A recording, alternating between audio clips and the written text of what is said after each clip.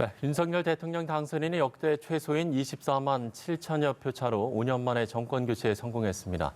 윤 당선인은 통합과 번영의 나라를 만들겠다고 다짐했는데 이번 대선을 통해 드러난 민심의 의미와 향후 과제는 무엇인지 조기현 더불어민주당 법률위 부위원장, 박정화 전 청와대 대변인과 함께 짚어보도록 하겠습니다. 두 분 어서 오십시오. 예. 자, 제 주변 지인들도 그렇고요. 아마 뭐 관련 기사를 찾아봐도 정말 많은 분들이 어젯밤은 정말 밤을 그야말로 지새운 채 보내지 않았을까라는 생각이 들 정도로 그야말로 역대 최소 득표차의 대선이었습니다. 득표에 담긴 민심의 의미가 그만큼 중요하지 않을까라는 생각이 드는데 일단 두 분은 이번 대선 결과를 어떻게 생각하시는지 먼저 질문을 드리겠습니다. 뭐 이재명 후보가 당선되는데 부족한 표는 24만 표 정도였고 0.7%였습니다. 그런데 그 표가 부족해서 진 것이 아니라 선거 결과 과정 내내 여론조사에서 확인된 바와 같이 50% 이상의 정권 교체를 바라는 국민의 뜻이 그대로 이제 반영이 된 결과라고 보여지고요. 예. 국민의 뜻은 이렇게 늘 엄중합니다. 그러니까 뭐 과거의 민주당 정부 또 지금 과반 그 절대 다수 여당을 만들어 주신 것도 국민이었고 결국에 어제와 같은 결과로서 정권 교체를 선택한 것도 국민이시고요. 이제 그러한 면에서 겸허히 수용하고 저희가 무엇을 부족했는지 반성하고 쇄신하는 노력이 필요하다고 봅니다. 예. 국민의 뜻은 엄중하고 겸허히 수용하고 반성하겠다라는 이야기를 해주셨습니다. 이번 대선 결과 어떻게 받아들이시는지요? 마지막 그 여론조사 공표 금지 기간 내에 보니까 민주당과 이재명 후보의 약진이 굉장히 도드라졌던 것 같아요. 예. 그래서 이런 결과가 나오는데 결국에는 정권 교체에 대한 열망이 매우 높은 상황임에도 불구하고 정권 교체 딱 하나만 국민들이 허락하셨다라고 정리하고 싶습니다. 그러니까 더 많은 오만, 독선 뭐 이런 것들은 용인이 안 되는 거고 정권 교체를 많은 국민들이 원하니까 그거는 현실화시키되 대신 그 이후의 통합과 화합을 통해서 국민을 하나로 만들고 그다음에 당선인의 득표수에 근접하도록 이재명 후보의 표를 줌으로써 또다시 그로 인한 표의 표를 존중하고 나를 찍지 않았던 국민들의 뜻도 같이 수렴해서 국정을 운영해라라는 국민들의 뜻이 이 대선 표의 결과로 나타난 것 아닌가라고 해석을 합니다. 예. 자, 그런가 하면 이번 대선에서 무효표만 30만 표가 나왔는데 두 후보의 득표차보다 많은 수치이기도 하고요. 또 통상 대선에서 발생한 무효표의 2배에 달하는 수치라고 합니다. 이 부분도 양당이 꼭 짚어야 할 부분인 것 같은데요. 일단 박정화 대변인께 여쭙겠습니다. 그러니까 이제 두 분이 그러니까 유력 후보 중에 두 분이 이제 중간 사퇴를 하면서 이런 일이 생겼는데 글쎄요 뭐 중간에 뭐 저희가 이재명 후보도 그렇고 안철수 후보도 그렇고 결선 투표제나 뭐 다당제나 이런 정치 개혁 구도를 많이 얘기하셨어요. 그러니까 향후 여건이 어떻게 될지 잘 모르겠습니다만은 이런 부작용이나 아니면 사표가 되는 상황들을 없애기 위해서는 우리 사회가 한번 검토해 볼 만한 것 아닌가. 다만 이를 위해서는 저는 뭐 대통령의 그 지금 문제가 되고 있는 제왕적 대통령제, 그다음에 국회의원이 다당제가 성립이 되려면 국회의원 선거구제가 사실은 지금의 소선거구제로서는 사실상 쉽지 않은 구조거든요. 그러니까 이런 권력 구조, 그다음에 국회의원 선출 방식 등에 대한 우리 사회의 의견 수렴을 통해서 개헌에 대한 논의가 좀 어떤 계기를 통해서라도 좀 있어야 지금 얘기하고 있는 정치 개혁에 대한 실질적인 방법론들이 나오지 않을까라고 생각을 합니다. 예. 말씀해 주신 것처럼 이런 점은 정치 개혁을 포함해서 개선해야 될 상황인 것 같긴 합니다. 네, 그렇습니다. 어쨌든 한 표의 가치가 다를 리가 없지 않습니까? 결국에 그 한 표가 다 모여서 1,600만 표가 되는 것이고 그 표를 통해서 대통령이 당선이 되는 것인데요. 어쨌든 그 권리를 소중하게 행사한 분으로서는 본인의 표가 의미 없는 표가 된다는 것만큼 좀 화가 나고 받아들이기 힘든 상황은 없을 거라고 봅니다. 이제 그러한 과정에서 보면 향후 선거에서도 뭐 대선이 됐든 아니면 국회의원 선거든 지방선거든 후보 단일화의 과정은 또 있을 수도 있습니다. 다만 이 과정이 충분한 국민적 설득과 동의, 그러한 시간을 갖고 뭐 그런 과정이 이루어진다면 단순하게 투표 용지에 이름이 기재돼 있든 없든 간에 납득할 만한 결과로서 어떤 국민들이 주권 행사를 할 수 있는 여건을 만든다면 뭐 이런 문제가 발생하지 않았을 텐데 워낙 급격하게 이루어졌다는 측면에서 이 무효표 논란은 향후 좀 극복해야 될 과제이고 말씀드린 대로 뭐 지금 새삼스럽게 이제 그 문제를 다시 거론하면서 비판할 것은 뭐 크게 의미는 없어 보입니다만 이후에 어떤 정치인들은 어떠한 선거에서든 결국에 이제 국민들의 어떤 주권 행사가 왜곡되거나 의미가 퇴색되는 일이 발생하지 않도록 하는 일이 뭐 정치에서 가장 중요한 일이니까요. 이제 그런 부분에 대해서는 숙고하고 이후 뭐 정치 개혁 과제에서도 이런 일이 발생하지 않도록 담아내는 노력도 필요하다고 봅니다. 예. 자, 무효표에 대한 부분을 짚어봤고요. 윤석열 대통령 당선인 오늘도 정말 많은 일정을 소화했습니다. 이 일정을 소화하면서 통합을 다지는 했는데 많은 대통령 당선인들이 그동안 야당과의 협치 또 여야의 통합을 강조하겠다고 다짐을 했습니다만 글쎄요, 그 부분이 지켜진 경우는 좀 쉽지 않았던 것 같기도 하고요. 많지 않았던 것 같습니다. 윤석열 당선인은 좀 어떨 거라고 보시는지요? 이거는 뭐 어떨 거라고 예상하기 이전에 해내야 되는 숙제가 돼버린 상황인 것 같아요. 예. 지금 그 이번 대선 결과를 통한 표를 보면 국민들이 바라는 게 무엇인지가 분명히 나와 있기 때문에 이 통합에 대한 우리 사회가 지금 고질적으로 계속 문제가 되고 있는 통합에 대한 과제는 해결이 돼야 되는 숙명적인 과제다라고 생각을 하고요. 지난 5년 동안 국민들이 정권 교체 열망이나 그 현 정부에 대해서 아쉬워하는 부분들이 사실은 통합되지 않고 갈라치기 하고 진영 논리에 쌓여서 서로 내 것만 쳐다보는 이런 것들에 대해서 많이 힘들어하고 계셨던 것 같아요. 근데 뭐 기본적으로 들어가면 윤석열 후보가 뭐 공정과 상식 얘기했었고 조국 사태 등을 통해서 국민들이 뭐 내로남불이라는 얘기 많이 했습니다만은 계산하지 않는 정치, 계산하지 않는 국정 운영을 한다면 저는 가능하리라고 봅니다. 그러니까 내 진영을 위해서, 나를 위해서, 내 주변의 사람들 위해서 계산하지 않고 사회 규범에 따라서, 상식에 따라서, 법과 원칙에 따라서 모든 일들이 이루어진다면 저는 뭐 예측 가능한 그리고 기관마다 모두 신뢰가 가능한 그런 사회가 되지 않을까라는 생각이 해서 이런 면을 저는 뭐 윤석열 당선인이 충분히 감안을 하고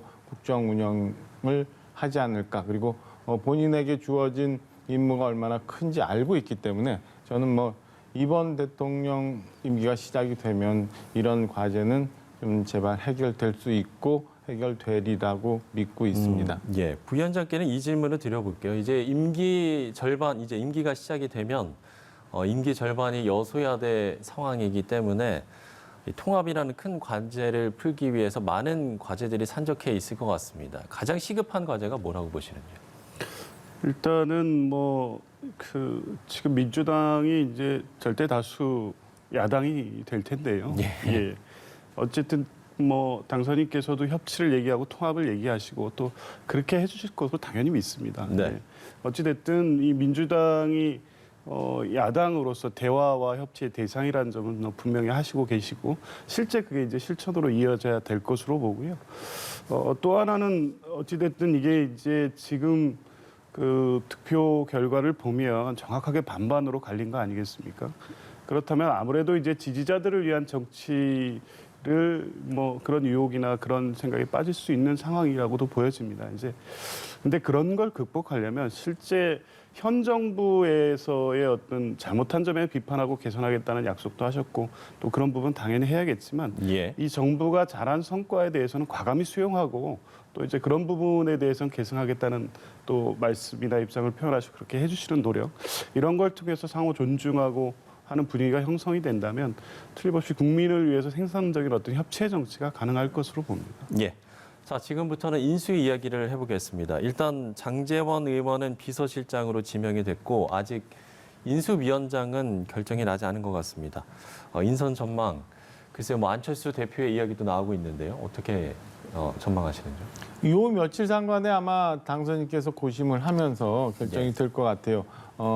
오전에 인수위원장 안철수, 비서실장 장제원 이런 전 기사가 났었는데 그중에 하나는 전 당선인이 직접 지명을 하면서 전 발표가 된 셈인데요. 네. 인수위원장 같은 경우는 뭐 지금 화두가 되고 있는 통합, 협치, 뭐 국민적 그 성수, 기대감 뭐 이런 것들을 상징할 수 있는 분들을 아마 추천도 받고 본인이 기존에 이제 구상했던 분들 중에 고르기도 하고 하면서 한 2, 3일 고민하시면서 발표가 나지 않을까. 이 안에는 물론 안철수 대표도 포함이 되는 상황에서 이루어질 것 같습니다. 지금 뭐 안철수 대표 그리고 국민통합위원회를 이끌었던 김한길 전 대표 그리고 비대위원장을 했던 김병준 위원 교수 뭐 이런 분들이 하마평에 오르내리고 있는데요.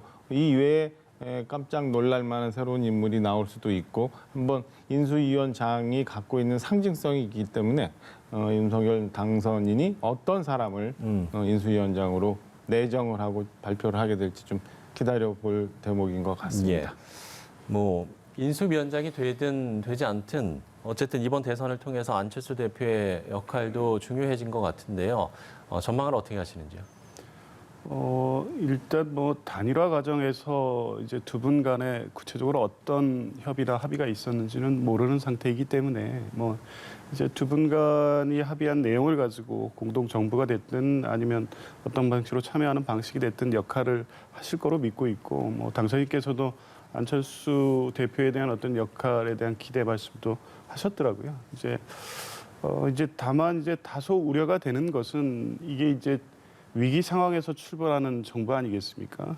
여당 이제 국민의힘이 또 합당 절차를 거쳐야 되고 이제 그 과정에서 신속하게 정권을 운영할 만한 이 진용을 갖춰야 되는데 혹여나 이제 과정에서 어떤 정치적인 어떤 그 이해관계에 따라서 이제 갈등이 발생되거나 또 지방선거를 당장 또 앞두고 있기 때문에 그런 갈등 요인이 있을 수도 있어서 두 분이 뭐 잘 구성하셔서 국민들이 원하는 정부를 출범시키를 바라지만 이제 그런 갈등으로 인해서 국민들께 혼란을 드리는 일은 없었으면 좋겠습니다. 예. 자, 민주당 이야기도 해보겠습니다. 민주당 지도부는 총사퇴를 결정을 했고 윤호중 비대위원장 체제로 전환을 했습니다. 국민을 믿고 다시 시작하겠다는 민주당 대선 패배 이후 어떻게 좀 전열을 가다듬어야 할 거라고 보시는지요? 그래서 이제 하루 만에 여러 얘기들이 이제 나오기 시작했습니다만 아직 구체적인 방향성에 대한 어떤 논의나 어떤 결론이 있기는 어려운 시점이고요. 이제 일단 패배를 수습하고 이제 지지자들이나 또 이런 분들을 위로하고 이런 시간이 좀 필요할 것 같고요. 어쨌든 제일 중요한 것은 지금까지 5년 동안의 정권에 대한 국민적 평가와 심판이 선 거 아니었겠습니까? 이제 그런 부분에서 어떤 부분을 잘못했는지에 대해서 충분히 자성하고 반성하고 쇄신하는 모습을 좀 보여드려야 할 것으로 보여지고요. 몇 가지 원인에 대해서는 뭐 분명히 드러났습니다. 부동산 정책에서의 문제라든가 뭐 또 내로남불식 정치 이런 부분에 대한 비판이 분명히 있었던 것이고 이것에 대한 어떤 국민적 그 평가와 판단이 있었던 거 아니겠습니까? 근데 어찌됐든 이제 정권은 뭐 교체됐지만 민주당으로서는 다수당으로서 국회에서 입법에로서 이제 뒷받침하고 책임을 져야 될 과제는 또 분명히 남아 있습니다. 일당으로서의 어떤 국회 입법 책임 또 새로 출범하는 정부가 뭐 잘하기를 기대하고 그렇게 믿고 있지만 또 국회는 국회대로 견제와 비판 기능을 수행해야 되기 때문에 그런 부분에 있어서 이제 국민들이 뭐 발목 잡기나 이런 식으로 바라보시지 않게 그런 걱정을 드리는 게 아니라 서로 이제 새로운 정부가 국민들을 위해서 또 위기 극복 정부가 되고 또 그러한 성과들로 인해서 또 여야가 같이 국민들로부터 좋은 평가받는 이런 정치를 만들어야 되는 과제가 남아 있는 것이고요. 아마 이제 그런 부분에 있어서 지난 5년간에 대한 어떤 평가, 그것에 기초한 어떤 쇄신안 마련을 비대위 중심으로 하게 될 것이고요. 6월에 있는 지방선거 전에는 적어도 달라진 어떤 민주당의 모습을 보여준다는 어떤 시기적인 또 문제도 있기 때문에 늦지 않은 시기에 앞으로 민주당의 어떤 갈 방향을 정리해서 국민들께 보여드릴 것으로 봅니다. 예. 물론 이제 다른 당의 입장이긴 합니다만 첨언을 하시겠습니까? 아니 큰 대통령 선거라는 선거를 치르고 막 이제 수습을 하고 있는 당에 대해서 뭐 제가 얘기할 건 아닌데 예, 지난 그 대통령 박근혜 전 대통령 탄핵 이후에 민주당이 이제 정권을 잡고 그다음에 다수당이 되고 난 상황에서 사실은 야당이 제대로 기능을 하지 못하고 존재하지 못했어요. 그래서 지금 우리가 이제 화두가 되고 있었던 정권 교체 지수가 굉장히 높고 국민들 열망이 있었던 것처럼 예. 민주당이 바로 서야 사실은 윤석열 당선인도 그리고 국민의힘도 제대로 된 정책과 정치를 할 수 있다고 봅니다. 그래서 저는 뭐 하루속히 민주당이 수습을 해서 제대로 된 모습, 과거의 모습을 보여주기를 바라는 마음입니다. 예. 자, 그런가 하면 이재명 전 후보의 향후 정치 행보에도 관심이 쏠리고 있습니다. 초박빙 승부를 이끌어낸 전력으로 민주당의 새로운 구심점이 될 것이라는 전망도 있는 것 같습니다. 이재명 후보의 앞으로의 행보 어떻게 전망을 하시는지요? 뭐 아직 후보께서도 어떤 정치적 행보에 대해 입장을 정리하지 못하셨을 지금 텐데 시간이 너무나도 짧습니다. 예. 제가 어떤 뭐 전망을 하는 거는 좀 어려운 문제라고 보여지고요. 어쨌든 분명한 것은 정권 교체 여론이 상당히 높은 상황에서도 실제 어떤 대통령으로서의 인물론, 능력 또 이런 부분을 충분히 보여주셔서 많은 국민들이 그것에 동의하고 또 박빙의 어떤 승부를 만들어 주셨다고 봅니다. 그 부분에 있어서는 정치인 이재명의 역량은 분명히 국민들의 평가받았다고 보여지고요. 다만 어떤 선거 결과로서의 후보로서 느끼는 책임감도 크시기 때문에 이제 그런 부분에 대한 어떤 반성 또 국민들이 민주당에 대한 어떤 평가와 기대 이런 부분들을 다 고려하셔서 향후 어떤 정치 행보에 대한 입장도 차츰 밝혀가지 않으실까 봅니다. 예. 자, 마지막으로 두 분께 질문을 드려보면 앞서서 조 부위원장도 말씀을 해주셨습니다만 6월 지방선거가 얼마 남지 않았습니다. 이번 대선이 그야말로 초박빙이었기 때문에 더욱더 이 지방선거의 승패에도 많은 국민들 또 많은 분들이 정말 관심을 갖지 않을까 싶은데 이 지방선거를 준비하는 각 당이 가장 이제 신경 써야 할 부분이 있다라고 한다면 어떤 점을 꼽을 수 있는지 두 분께 여쭙고 대답을 마무리 짓도록 하겠습니다. 네, 먼저 박 대변인께 여쭙죠. 지방선거가 6월 1일 날 치러지게 돼 있습니다. 예. 지금 각 당은 이제 바로 이제 지방선거 체제로 들어갈 텐데요. 그렇죠. 인수위가 운영이 되고 윤석열 당선인이 대통령으로 취임하는 게 5월 10일경입니다. 예. 그러면은 후보가 각 당의 지방선거 모든 후보가 결정이 되고 공식 선거 운동이 시작되는 시점에 대통령이 취임이 되는 거예요. 아무래도 당선인을 배출한 당의 영향을 받을 수밖에 없을 상황이라고 보여집니다. 그러나 지금 대선 표심에서 나타난 것처럼 결코 어느 쪽에 분명한 손을 들어주지 않은 국민들의 표심이 있어요. 그래서 예. 지금 코로나 상황에서 굉장히 어려운 이 상황에서 우리 국민들이 어떻게 살고 있는지에 대한 삶을 제대로 보듬는 정책을 좀 개발을 하고 그다음에 지금부터 6월까지 각 당이 얼마나 빨리 이 대선 모드에서 전환돼서 수습을 하며 그다음에 정책을 개발하고 국민들께 다가가느냐가 저는 지방선거의 승패를 결정하는 변수가 되지 않을까라고 보여집니다. 네. 그야말로 초박빙이었기 때문에요. 각 당이 준비해야 될 것들이 많을 것 같습니다. 통상은 뭐 대선 직후에 이루어지는 선거기 때문에 대선 승리한 정당이 절대적으로 유리하다고 보는 것이 맞긴 할 텐데 네. 지금 대변인 말씀대로 어찌됐든 이 대선 결과는 뭐 절반의 국민이 각 당을 양쪽으로 나눠서 지지했고 이제 지역별로도 보면 실제 뭐 일방에게 압도적 지지를 보여준 지역도 있었지만 전체적으로 보면 고르게 이제 지지율이 나뉘어져 있는 상황이거든요. 뭐 객관적 상황으로는 뭐 지방선거 자체에 대한 전망을 그렇게 부정적으로 보지는 않지만 어찌됐든 현 정부와 정권에 대해서 민주당 정부에 대한 어떤 비판의 선거 결과라는 점이 전제가 돼서 출발하는 선거이기 때문에 그 지점에 나타난 어떤 민심의 흐름을 잘 살펴서 국민들이 이번 선거에서 민주당에 기대하고 또 쇄신을 바랬던 내용이 뭔지를 잘 살펴서 그것이 어떤 변화하는 모습을 잘 제시하는 것부터가 출발일 것이고요. 구체적인 선거 전략이나 방향은 그 이후에나 논의되고 협의될 수 있을 것 같습니다. 알겠습니다. 자, 이번 대선을 통해 드러난 민심의 의미와 또 앞으로의 과제까지 짚어봤습니다. 조기현 더불어민주당 법률위 부위원장, 박정하 전 청와대 대변인과 함께했습니다. 두 분 말씀 고맙습니다.